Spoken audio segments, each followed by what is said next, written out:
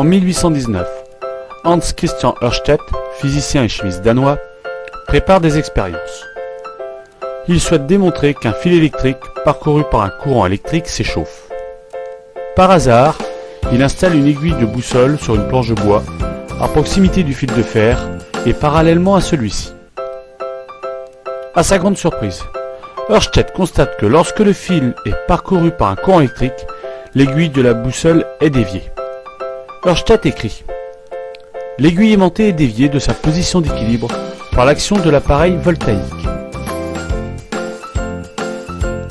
Nous allons réaliser la même expérience que Hans Christian Ørsted, mais à la place de la pile de Volta, nous allons utiliser une pile de 12 volts. Et nous placerons en plus une lampe, montée en série, à la suite du fil électrique. En l'absence de courant électrique, la lampe est éteinte.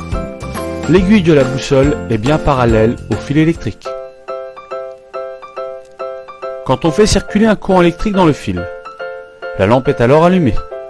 L'aiguille de la boussole est déviée.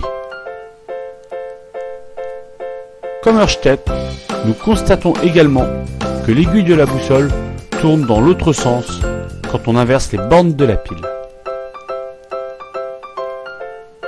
En 1820, le français André-Marie Ampère recommence l'expérience d'Ørsted, puis il l'interprète.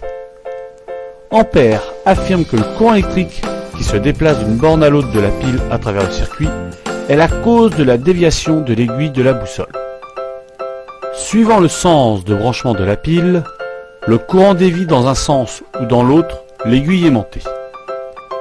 Ampère en déduit alors que le courant électrique a un sens. Il choisit arbitrairement un sens au courant électrique. À l'extérieur du générateur, le courant circule par convention du pôle plus vers le pôle moins du générateur.